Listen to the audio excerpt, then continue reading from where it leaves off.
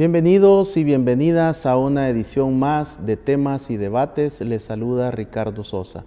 Buenas noches. Si usted cena, si usted está compartiendo con su familia, en esta oportunidad el tema, la candidatura de don Carlos Ruiz por el partido FMLN a la Diputación por el Departamento de San Salvador, a quien le damos la más cordial bienvenida.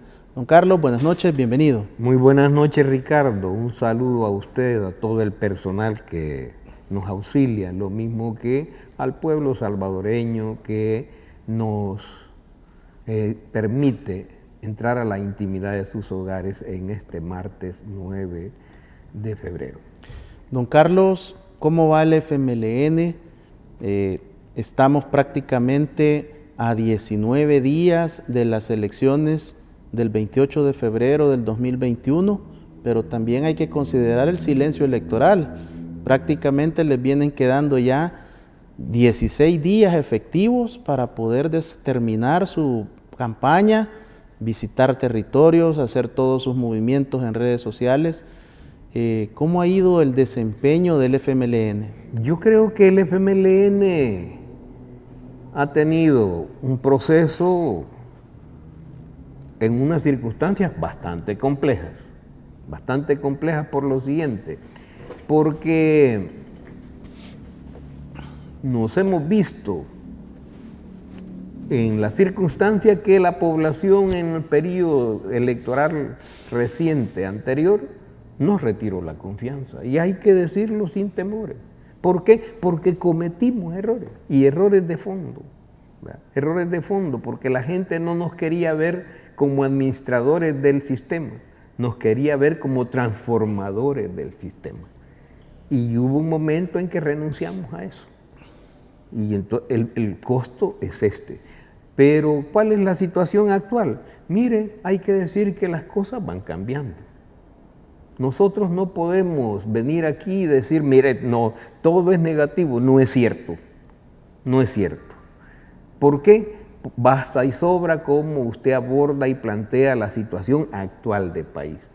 Por ejemplo, aquellos que se han querido presentar como demócratas y ¿cómo se llama? Pero con afanes dictatoriales, inmediatamente quedan al descubierto. ¿A qué me refiero? Me refiero, por ejemplo, en los últimos tiempos van dejando claritas las aguas. Mire, en ningún periodo anterior habíamos tenido los hechos lamentables que hemos tenido en este año, en este mes de enero, el 31 de enero. Hemos tenido que soportar la pérdida de 2 compañeros. ¿A manos de quién? A manos del Estado. No podemos señalar otra cosa. ¿Quién es el responsable? El señor presidente de la República. Porque él ha tenido constantemente un planteamiento que practica como criterio el odio, la intolerancia. Y eso la gente antes no lo percibía, ahora ya lo percibe. Han tratado de evadir esa responsabilidad, no la evadan, son responsables. ¿Por qué? Me van a decir, bueno, sencillo, ¿quiénes fueron los ejecutores de esos acontecimientos? ¿Sobre qué base? ¿Quién les dio la orden? Estas cosas son profundamente claras. Desde esos momentitos hay que decir que ahora la gente despacio está comprendiendo frente a qué estamos. Que dicho sea de paso, nosotros queremos decir, le endosamos la responsabilidad al presidente por toda la conducta que ha traído virulenta en contra del frente. Y en esa dirección, ¿quiénes fueron los ejecutores? Fueron policías, si usted quiere, PPIs, pero pertenecientes a la Policía Nacional Civil, y personas vinculadas a estructuras de seguridad, es decir, empresas de seguridad vinculadas al ministerio. Entonces, no hay lugar a dudas. Esta gente, independientemente de las circunstancias, fueron y atacaron a mansalva a una a un vehículo que venía de participar en una caravana. y donde la actividad, y era actividad municipal absolutamente pacífica. Ya iban para su casa cuando fueron objeto de ese ataque a través de sicarios que se encargaron de disparar incluso contra mujeres, hombres y niños, hombres adultos mayores. Bueno, los fallecidos, los dos son personas adultas mayores. Los dos son excombatientes. Entonces no hay lugar para que aquí hoy venga el señor presidente, incluso que has tenido que estar virando de 4 posiciones fueron cambiadas. Primero dijo que era un autoatentado. Mire, esa es una vulgaridad fascista. Esa es una vulgaridad fascista, es decir, cometen el hecho y quieren culpar a otro. Pero luego ya no era eso. Entonces no, que había habido respuesta imaginémonos que hubiera habido respuesta, y si hubiera habido respuesta y no era legítima defensa. Pero no, es decir, ellos fueron a buscar eso, o los atacantes persiguieron al vehículo a lo largo de más de 2 cuadras. Y por último le atravesaron el vehículo de ellos enfrente, en el que se conducía el contingente de compañeras y compañeros, unos militantes, otros simpatizantes, y desde ahí se bajan y disparan. Todavía se dan el lujo de levantar la pancarta que va, y desde ahí empiezan a ametrallar a la gente, y la gente gritando: no disparen, van niños y mujeres. Eso es para la gente que iba allí, eso era angustiante, sin chance de defensa. Entonces, y todo eso ha venido desarrollándose fruto de la conducta permanente, el estímulo al odio, el estímulo a la intolerancia, el estímulo a la crispación política. Y basta y sobra con que usted mire la campaña política que están desarrollando. Porque a mí me dicen que esta es que ahora que nosotros somos los corruptos. Bueno, ¿y por qué no nos denuncian?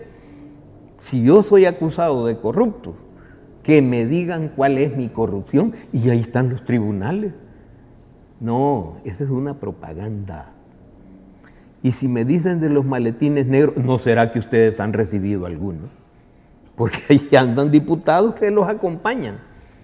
¿A eso se refiere? Porque yo en mi vida jamás he recibido un centavo. Un centavo no lo he recibido donde me compren la voluntad para poder apoyar o negar un proceso.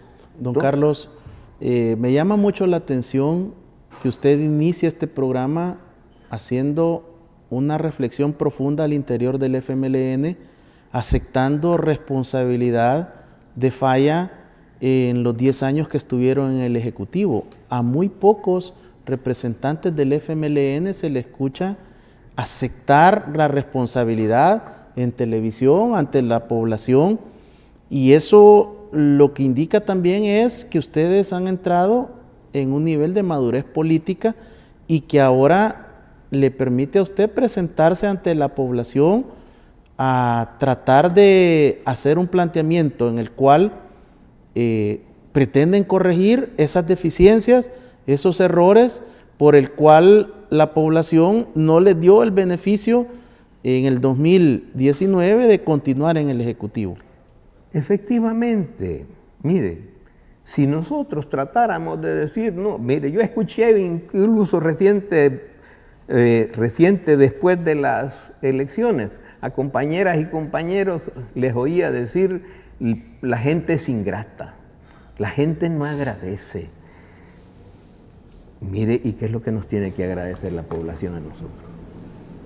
¿No seremos nosotros los que le tenemos que agradecer a ella? ¿No seremos nosotros los que tenemos que ver qué no hicimos bien? Y yo lo quiero decir, nos hace falta una reflexión más profunda todavía y más a detalle. Y frente a la gente, no de espaldas a la gente, Y es que ahorita entonces no voy a decir esto porque a lo mejor no me eligen. Mire, si esa es la decisión del pueblo, hay que respetarla. Eso hay que respetarlo. ¿Cómo los está recibiendo la gente? A usted particularmente, Mire, don Carlos. Cuando llega al territorio, le pegan algún tipo de improperios, lo reciben con cautela, con malestar. ¿Cuál es la reacción que usted está enfrentando? Como que hay dos niveles. Por ejemplo, cuando uno sale a los banderilleos y todo eso, donde estamos todos, ¿y para qué voy a venir a decir aquí que la gente nos aplaude? No es cierto. Claro, ha empezado a cambiar, porque al principio era una pitadera y una silbadera. ¿Y me tengo que enojar yo con la gente? No, porque yo entiendo qué es lo que está pasando. Y lo entiendo perfectamente. Hay una parte de la población que todavía le da el beneficio de la aprobación al actual partido en el gobierno, porque cree que le va a resolver. Yo les quiero decir, queridas ciudadanas, queridos ciudadanos, se están equivocando. El presidente y su grupo, porque así se presentan, no es que yo... Aquí usted escuche la propaganda y es que quieren diputados que trabajen para el presidente. ¿Para eso es la Asamblea Legislativa? No. Pero eso es lo que ellos plantean. Es decir, tan vacíos de contenido. No pueden presentar una plataforma que le propongan a la población para resolver. Entonces, ¿cuál es la idea? El presidente está comprando de aquí al 28. Y hay que saber cómo está este país. Este gobierno es el gobierno que de más recursos ha dispuesto. ¿Y qué es lo que le está dando a la población? ¿Tenemos o no tenemos desocupación? Incluso, ¿por qué insisten en andar repartiendo ese paquete alimentario? ¿Por qué lo están haciendo? Es que tienen conciencia de que la gente está en la miseria. La pregunta es qué le van a dar después del 28. Esas son preguntas que tiene que hacerse la gente. Y cuando no te sigan resolviendo, no te sigan dando esa ayuda supuesta, que no es que la estás recibiendo, la vas a pagar. Y la vas a pagar tú y la van a pagar tus generaciones descendientes. Por lo menos durante 30 años vas a tener que estar pagando esos bocados que hoy te dan. Pero después del 28 la cosa va a cambiar. La crisis se va a profundizar. Y en junio, julio, este país empieza a hundirse, entra en quiebra. Don Carlos, hemos observado también dentro de la banderillazo de salida de esta campaña política para diputados y diputadas que el FMLN tiene como dos sectores bien marcados. Una campaña de marketing político que se hace llamar el Nuevo Frente. ¿Usted se identifica en ese Nuevo Frente como buscando un rédito electoral por esta situación que usted nos expone de hacer una profunda reflexión al interior del FMLN, o sigue siendo del ala radical, de los fundadores, de aquellos que se consideran fieles a la filosofía, a los principios y valores del FMLN? Pues mire, yo soy, como usted lo ha dicho, fundador del Frente. Aunque no aparezca entre las primeras 100 firmas, es que yo no necesitaba firmar. Yo lo que vengo es desde los años 60, finales de los 60, para ser concretos, 1969, para acá. Vine participando para transformar este país en los años de la dictadura, donde realmente había que jugarse el cuero todos los días. Y así me forjé.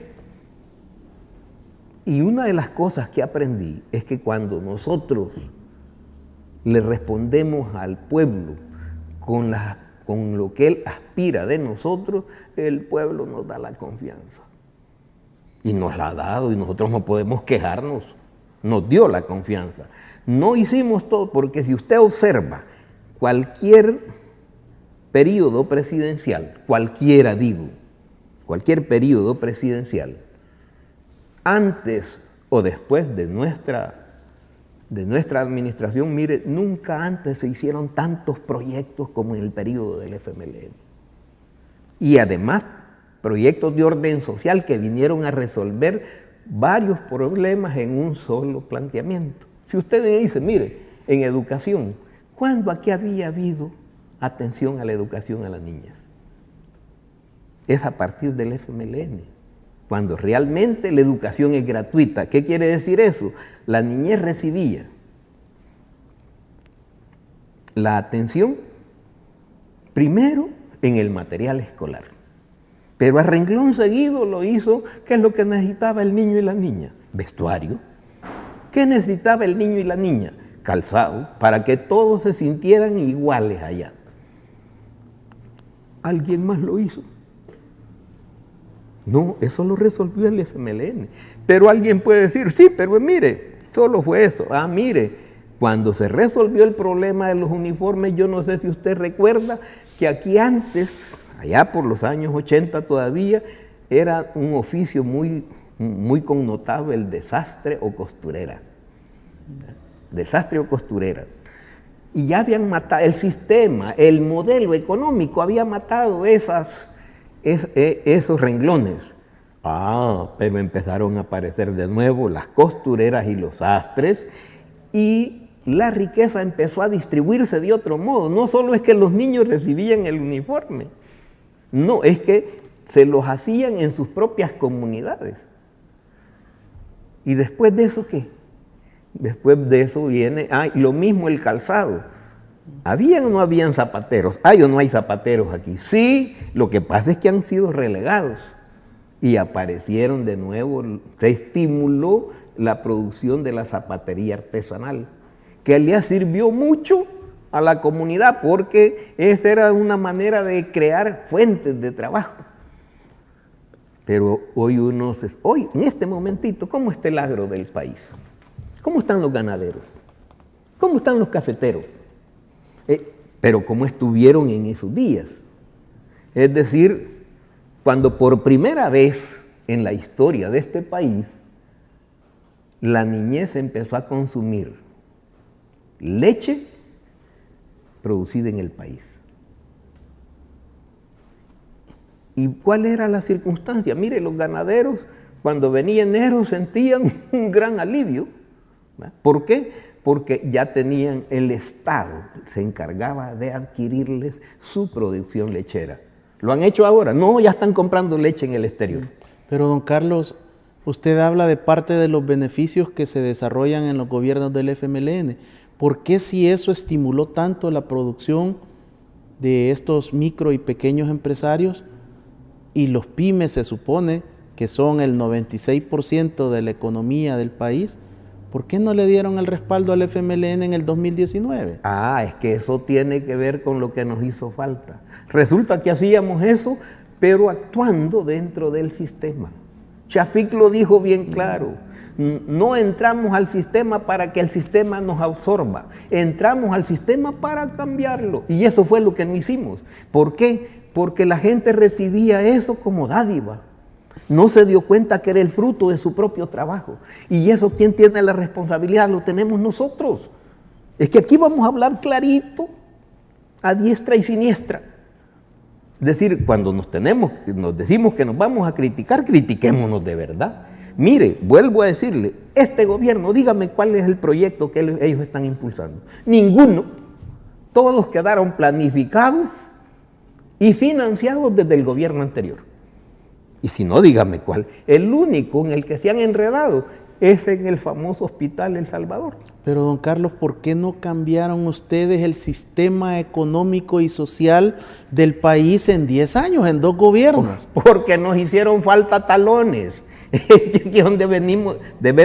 Si nosotros le hubiéramos dicho a la población, miren, este es el fruto de su trabajo, y si ustedes quieren profundizar más, porque en el estatuto del FMLN, en su primer artículo, dice que el FMLN es una fuerza política, democrática, revolucionaria y socialista. Así dice, yo no estoy recitando aquí nada que a mí se me ocurra, pero es un concepto. Somos democráticos. Creo que el mejor periodo de democracia se vivió con el FMLN. Se vivió con el FMLN en el sentido de que todo mundo tenía opinión y todo mundo podía incluso criticar agriamente. Y por eso tuvo alguien persecución política. No, y nosotros, pero ahora, ¿qué es lo que ocurre? Hoy ya si no estás de acuerdo con el presidente, ya hoy sos motivo de persecución e incluso de que te asesinen. Amigos televidentes y cibernautas, no nos cambie, hacemos un corte comercial y regresamos para continuar con esta entrevista, esta charla con don Carlos Ruiz, quien nos está exponiendo y haciendo una reflexión que en muy pocas ocasiones hemos escuchado de los gobiernos de las presidencias del FMLN, y él como fundador del partido, como un diputado por 2 periodos completos ya en la Asamblea Legislativa, hace un balance y hace una reflexión profunda al interior del FMLN. Al regresar conoceremos más y continuaremos con este tema. Gracias.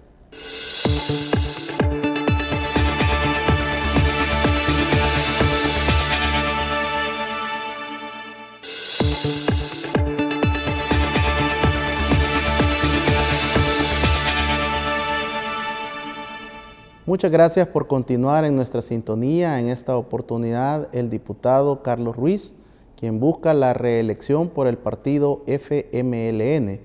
Don Carlos, el FMLN, su cúpula, su dirigencia, los diputados, las diputadas, los miembros fundadores, no quisieron cambiar el sistema económico y social, o otros hablan de que les gustó el sistema y se incorporaron a esa vida.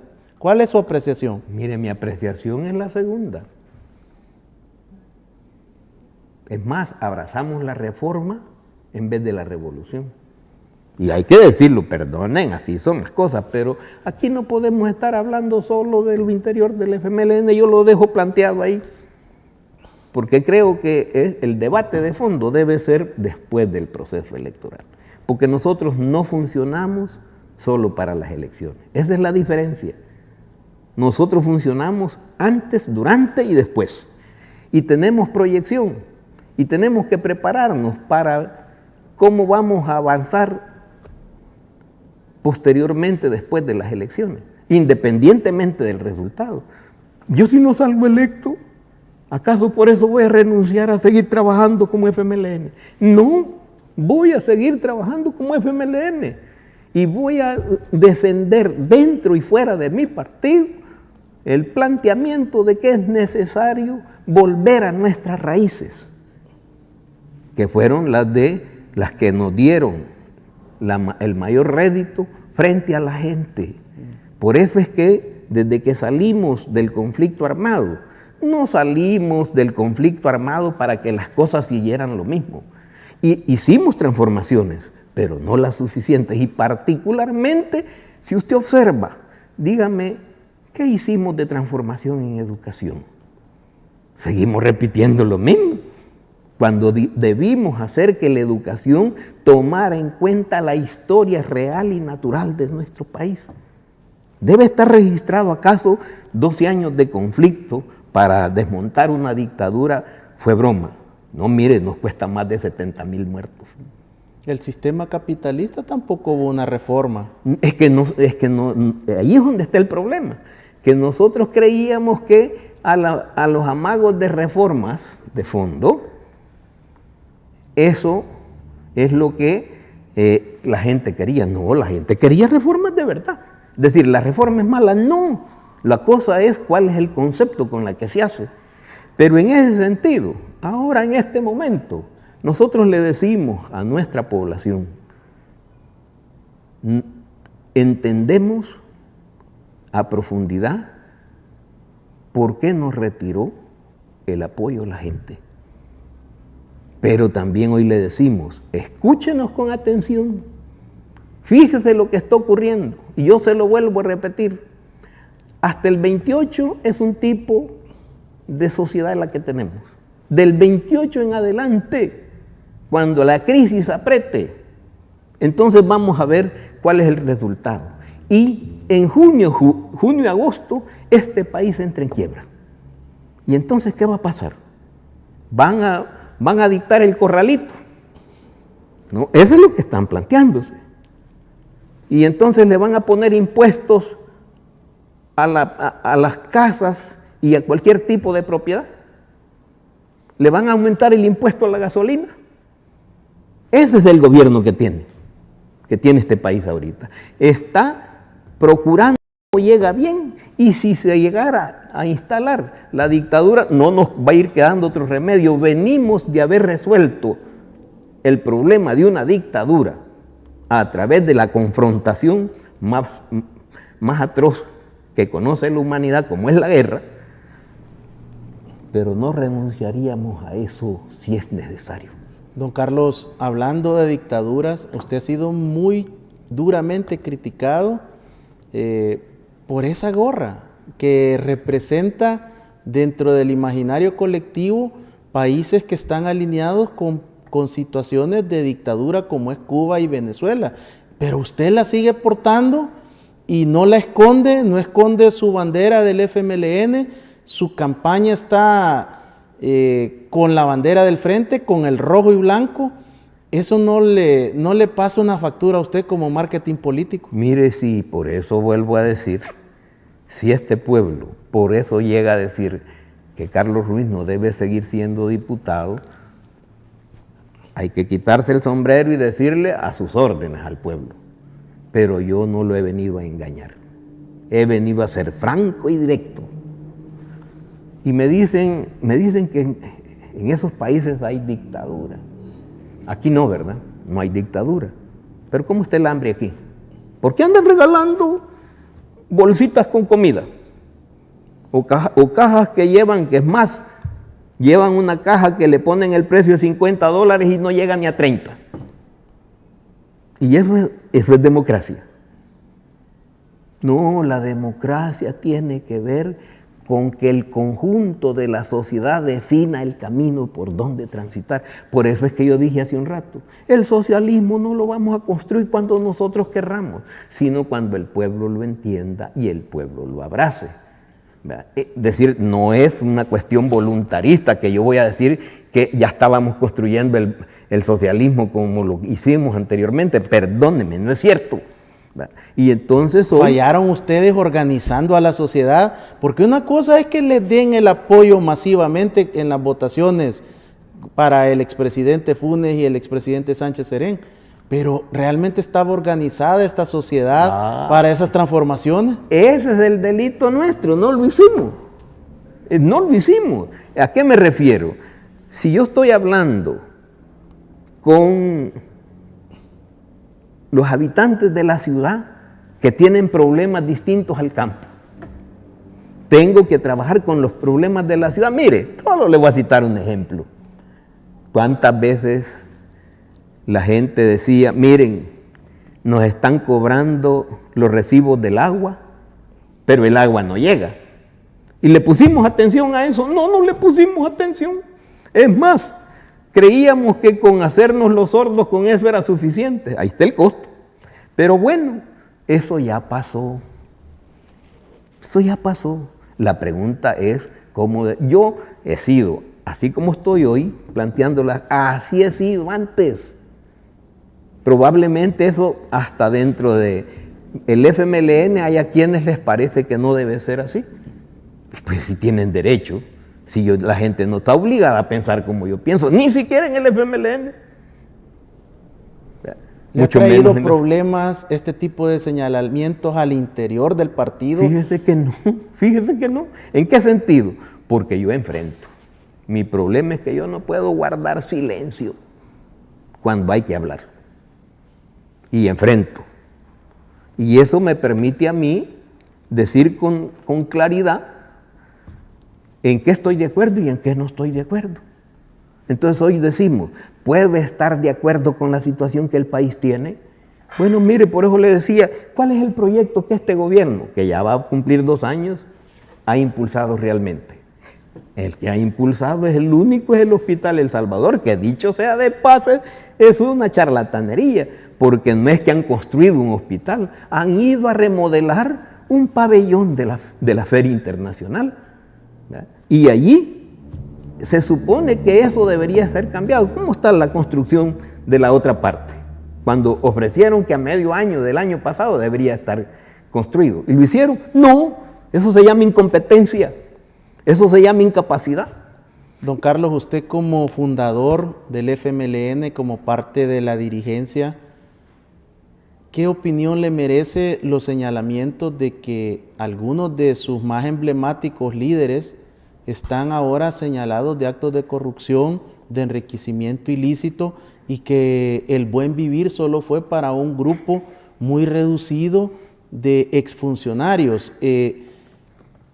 Para terminar de hacer ese análisis interno al partido, lo que se esperaría es un rechazo categórico como partido de manera institucional, pero no se ha visto, al menos en el debate público.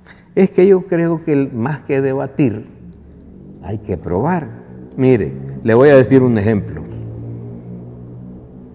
Sigfrido Reyes ha sido señalado.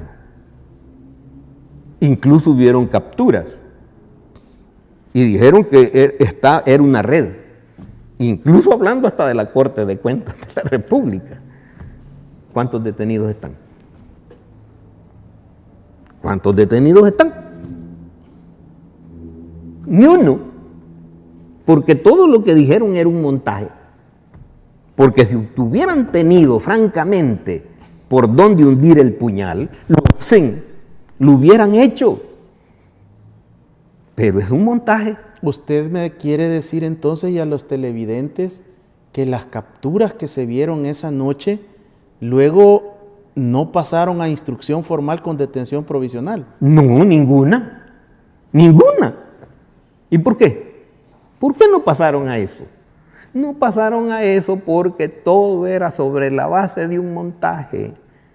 Primero la propia Corte Suprema había extendido ya, por primera vez, había sacado la conclusión que no había lugar. Pero dentro de la Corte había quienes dijeron, fíjese, pero que se repita. ¿Cómo que se repita? No, aquí aclaren eso. Yo no, por eso digo, ahora, si a alguien se le acusa y se prueba, pero no en un afán propagandístico, sino que se sustenta y se dice, bueno, aquí está, esta es la prueba. Y ahí, ¿quién va a retorcer? ¿Quién va a retosar ahí? Él manifestó, el expresidente de la Asamblea Legislativa, Sigfrido Reyes, dijo que a él le gustaba el ahorro y que tenía el hábito del ahorro, que por lo tanto no era un enriquecimiento ilícito, sino que era lícito porque él había ahorrado durante sus años como diputado. ¿Es congruente eso, don Carlos, atendiendo a la transparencia que usted está demostrando esta noche ante los televidentes? Por eso digo, el caso era concreto y ¿cómo se llama? Era concreto y pudo haberse profundizado, pero no se hizo, hombre.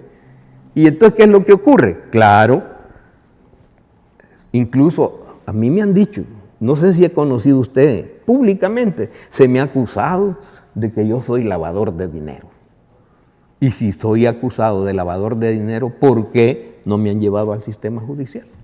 Pero ahí se está trabajando para destruir ¿qué? Para destruir mi imagen. Yo tengo la suerte de que lo que a mí me paga el pueblo por la función que cumplo, lo utilizo para sostener la vida de mi grupo familiar y los problemas cotidianos que se tiene como Hubo muchos señalamientos sobre su persona, don Carlos, relacionados a los negocios de Alba Petróleos, en los cuales usted era como de los fundadores y de los que lideraron ese esfuerzo cuando todavía usted era alcalde de Soyapango. Pero usted puede desvincularse categóricamente de que hubiera alguna malversación de fondos, ya no digamos actos ilícitos. Es por eso mismo lo digo. Deben de probar lo que... Si alguien acusa y si no lo prueba, ¿qué es?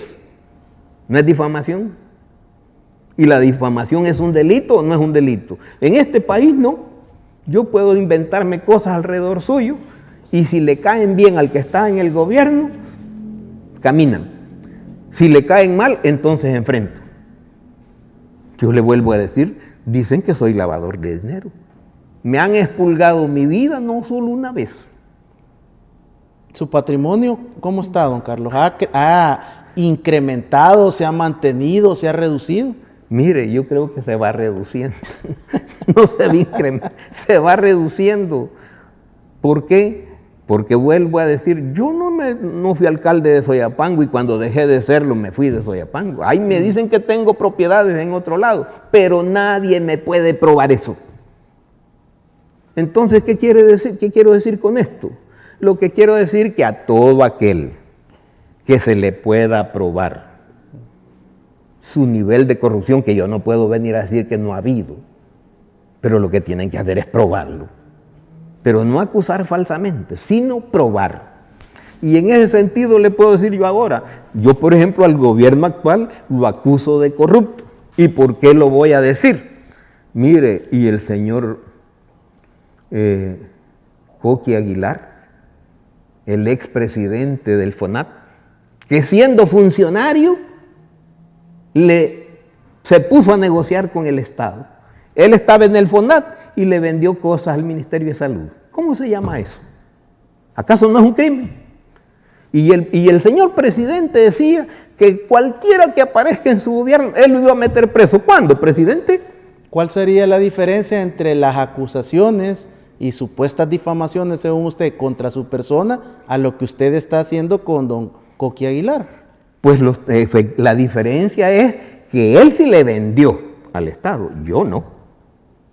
¿Pero y cuál es el proceso judicial? El proceso judicial es que, conociéndose públicamente, la Fiscalía de oficio debería de procesar.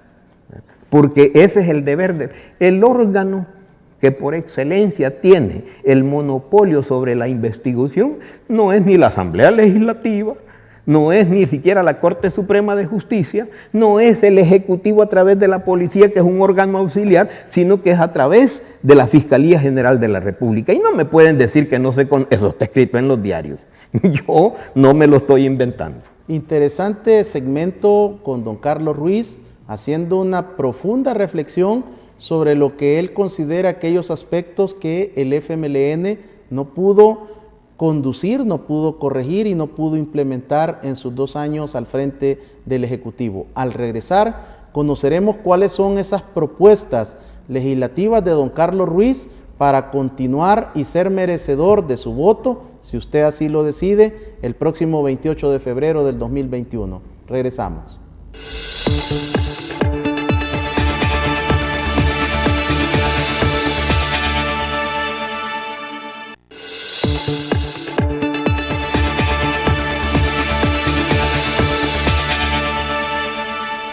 Gracias por continuar con nosotros en esta noche. Estamos presentando a don Carlos Ruiz, casilla número 12 por el departamento de San Salvador, quien aspira a ser reelecto para la Asamblea Legislativa del Salvador. Don Carlos, ayer lunes se inició la primera reunión de esta comisión que se ha conformado para estudiar la Ley de Seguridad Nacional. Usted tradicionalmente en estas 2 legislaturas ha estado muy identificado con los temas de seguridad, de prevención de la violencia, como parte y miembro activo de la Comisión de Combate a la Narcoactividad y Seguridad Pública y por otra parte la Comisión de Defensa. ¿Qué resultados se obtuvieron de esta reunión de trabajo ayer en una ley que, por cierto, se genera mucha polémica al decir que el FMLN siempre se ha opuesto a los conceptos de seguridad nacional? Como usted lo ha dicho, frente a la vieja doctrina de seguridad nacional de los Estados Unidos, siempre hemos estado opuestos y lo seguiremos estando. Porque hay un concepto ahí de que tenés el enemigo externo, pero tenés el enemigo externo. Es decir, que el pueblo se vuelve enemigo del Estado. ¿Podríamos acompañar eso? No, no lo vamos a acompañar. Sea ayer, sea hoy o sea mañana. No lo vamos a acompañar. ¿Esa es la posición del FMLN o la de Carlos Ruiz? Pues yo diría que es de los dos. Es de los dos, porque no estamos en esa ruta. Ha sido discutido. Ahora bien, si uno dice, hablamos de la seguridad nacional, planteando resolver los problemas del país, entonces empezamos a hablar en serio. Y estamos dispuestos a discutir lo más profundamente posible. Al grado tal que hoy, al iniciarse la discusión, el día de ayer, de ese planteamiento de seguridad nacional, yo ya le había pegado una ojeada, no he estudiado, una ojeada. Y particularmente a la presentación del proceso de inducción y desarrollo del estudio de este tema. Y lo primero que vi, que ahí está incluido, se dice los distintos sectores, que son la dinámica del país. Y me dicen los empresarios privados, y es cierto. Y me dicen las universidades, y es cierto. Y me dicen las cámaras de comercio, y es cierto.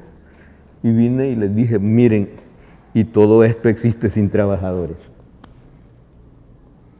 Entonces se puede. ¿Dónde está aquí? ¿Cómo va a ser consultados los verdaderos productores de la riqueza nacional? En esta empresa se podría trabajar sin los jóvenes que están aquí, como camarógrafos, como de todo el personal de auxilio. Se podría trabajar sin usted. ¿Y qué se me hace que no? Pero usted es un trabajador. Y es malo que existan los propietarios del canal. No, es lo que pasa es que hay que conjugarlos. No. Y es allí donde está la magia. Don Carlos, pero este anteproyecto de ley yo sí lo he estudiado y lo he revisado, pero hay una ausencia total de la participación ciudadana. Y no puede existir seguridad nacional sin la participación ciudadana. Sin eso. Y es ahí donde está, ese va a ser el fondo de la discusión. Es decir, basta con que se les escuche nomás. No, vamos a ver cómo la gente asume lo que ahí se plantea. ¿Y quién es la gente? ¿Y son gente los empresarios? Claro que sí. ¿Y son gente los académicos? Claro que sí. ¿Y son gente los comerciantes? Y yo diría que sí. Pero ¿son gente los trabajadores? Si son gente, entonces deben ser escuchados, porque, vuelvo a decir, la producción de la riqueza tiene que ver con su distribución. Si nosotros reconocemos que en este país hay que hacer una mejor redistribución de la riqueza, en donde la riqueza no quede concentrada en pocas manos, y al pueblo en general y particularmente al pueblo trabajador, que incluye a los obreros y los campesinos, a los micro, pequeños y medianos empresarios, que son los que siempre se echan a la espalda del país. Las ADESCO, don Carlos. Las comunidades. Ajá. Y porque incluso cuando se habla de seguridad, se cree que se trata de la persecución del delito. Eso es seguridad pública, hombre. ¿Verdad? No es la seguridad. La relacionan seguridad nacional con la Fuerza Armada. Con la Fuerza Armada, es decir, es a punta de bayoneta. No, estamos hablando de otra cosa. Y eso es lo que debemos de construir. ¿Ve usted el compromiso y el conocimiento de esta comisión para poder llamar a los especialistas, al menos en El Salvador? Es el Colegio de Altos Estudios Estratégicos del Ministerio de la Defensa Nacional. Que dicho sea de paso, ha cortado relaciones hasta con el legislativo. Mire hasta dónde están las cosas, porque es que he dicho aquí ¿Por qué he dicho aquí que este es el gobierno del peor retroceso que tiene este país? Imagínese usted, bueno, en tiempos de Arena, el Ministerio de Defensa tenía un curso para los diputados o los asesores que desearan conocer más a fondo la visión estratégica que las Fuerzas Armadas tienen sobre el país. No, pero también en los gobiernos del FMLN participaron. Y en nuestros gobiernos mucho más. ¿Y ahora qué? Vaya a ver. El señor ministro de la Defensa se le olvidó que existe ese centro de estudios y que su función es incorporar tanto a la institución armada como a la sociedad civil.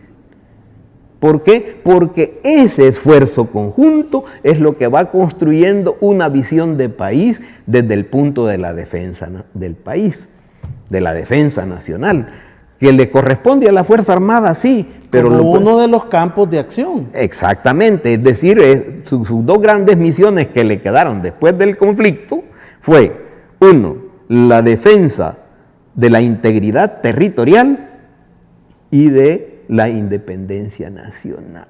Esas son las dos grandes misiones. Por supuesto que puede cumplir otras, porque nadie va a decir que no cumplió otras. Puede cumplir otras, pero que no son misiones suyas, sino que donde la Fuerza Armada es partícipe en apoyo. ¿Definieron la hoja de ruta, don Carlos, que era el gran objetivo de la reunión de ayer? Eso quedó definido, eso quedó definido.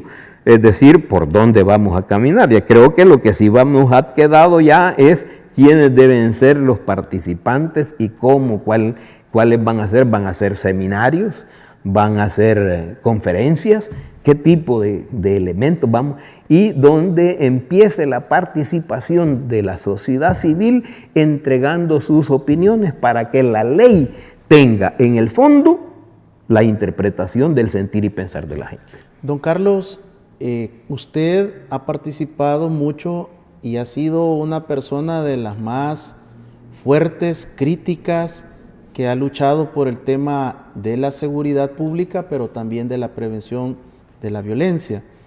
En esa dirección, ¿cuáles son esas propuestas o esos ejes de trabajo que usted le plantea esta noche a la población y a los cibernautas para que lo consideren a usted el próximo 28 de febrero del 2021? Pero no, yo veo candidatos que exponen hasta 10, 12, 15 propuestas, que son prácticamente incumplibles por la dinámica del proceso de formación de ley que se desconoce, que lo tendrán que enfrentar al llegar a la Asamblea Legislativa. Usted ya es un diputado de 2 periodos, busca su tercero y último periodo como parte de la normativa del FMLN. ¿Ha definido ya cuáles son esos proyectos de ley o esas reformas que usted pretende exponer a la población? Efectivamente, mire, en primer lugar, y creo que hay que examinar incluso lo que el Estado está desarrollando en este momento. Aquí, por ejemplo, ahorita se habla de que hay control territorial. ¿Les creemos? ¿Hay control territorial? Es decir, ¿no hay delincuencia? Y es una mentira. Hay delincuencia. ¿Quiénes tienen el control de las comunidades? Mire, yo vivo en Soyapango y yo me muevo en Soyapango, como lo hice cuando era funcionario local. Y puedo decirles, desgraciadamente, la delincuencia sigue teniendo el control de las comunidades. Y de manera muy virulenta, dicho sea de paso, cuando ellos consideran que algo no les está funcionando como ellos quieren, no se andan con chiquitas. Mire, si casi a 30 metros de la puerta de mi casa van matando a 2 personas. Entonces no me van a decir que eso es seguridad. ¿Verdad? Pero eso ha parado en el país, no, últimamente, ¿cómo está? Este día yo recibí a un ciudadano diciéndome la amarga realidad que lo han echado. Lo han hecho migrar, sin nada. ¿Pero cuál es su propuesta, don Carlos? Mi propuesta es, debemos de crear una política integral de combate a la delincuencia, lo cual quiere decir no solo persecución, no, debe de haber prevención de la violencia, pero en serio, porque siempre que me hablan de prevención, me están diciendo que hay que establecer las canchas de fútbol, y eso es correcto, pero no puede ser el centro. ¿Cuál es el problema fundamental que tiene la gente?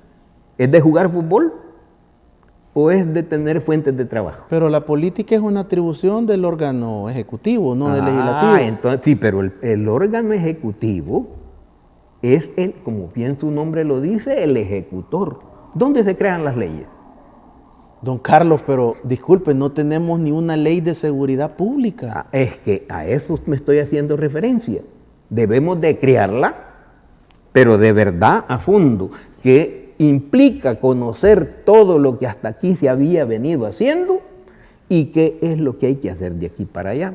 Ley de prevención de violencia y reinserción, ahí duerme el sueño de los justos por 4 años prácticamente. ¿Y por qué duerme el sueño de los justos? Porque el Ejecutivo no lo está haciendo como corresponde.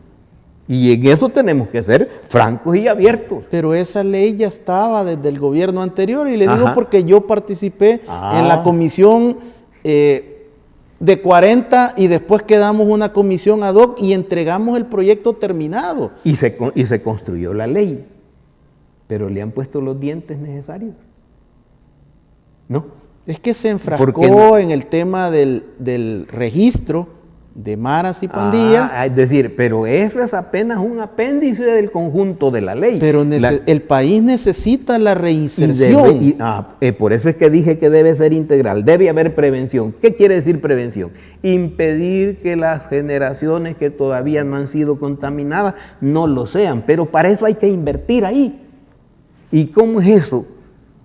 Mire, y los jóvenes hoy tienen garantizado su puesto de trabajo. Y los jóvenes tienen garantizado el poder transitar tranquilamente en las calles. ¿No es cierto? Vaya un joven a meterse a una colonia donde no es la misma clica la que está funcionando, a ver si es cierto que sale. Esos son los problemas.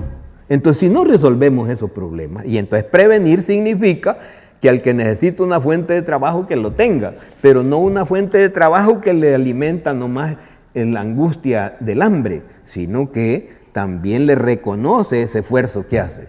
Y además que le genere también esos espacios sociales donde que es correcto que hayan canchas de fútbol y de todo tipo de deportes, pero debe resolver lo central, que es la productividad del país. Don Carlos, quiero agradecerle por haber aceptado la invitación de Canal 67 para presentarse ante la población y hablar sin ningún temor ni guardarse nada para su análisis político, su despedida de los amigos televidentes y cibernautas, el momento de pedir el voto por esa casilla 12. Muchas gracias, Ricardo, por la oportunidad que me han dado de estar en este canal. Quiero agradecerla profundamente, y a usted, amigo televidente, quiero invitarlo a, si me ha escuchado y considera que lo que he planteado es lo trascendente, entonces no se olvide, soy fundador y militante del FMLN en sus distintos momentos. Estoy comprometido con las transformaciones de este país, transformaciones a fondo. Voy en la casilla 12 de la propuesta del FMLN. Espero su voto. Muchas gracias. Así las palabras de don Carlos Ruiz, candidato a la reelección por el departamento de San Salvador por el FMLN. ¿Sabía usted que el segmento de los jóvenes entre los 11 y los 29 años tienen la segunda causa de muerte como el suicidio? ¿Qué puede hacer usted, padre de familia que nos sintoniza? Aplique una relación genuina, cercana y estrecha con sus hijos, con sus adolescentes, con sus jóvenes. No los abandone, no ignore ninguna amenaza verbal o escrita de querer atentar contra su vida. Abrace la vida, Dios le bendiga.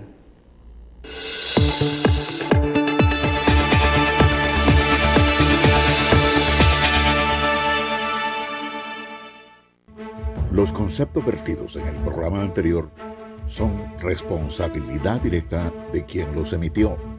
En ningún momento representan la línea editorial de esta estación televisora.